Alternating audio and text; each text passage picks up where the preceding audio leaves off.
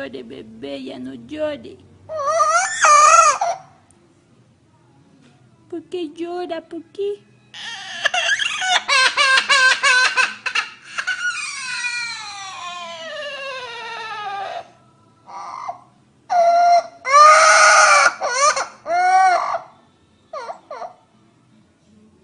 Ya no llore, ya no llore.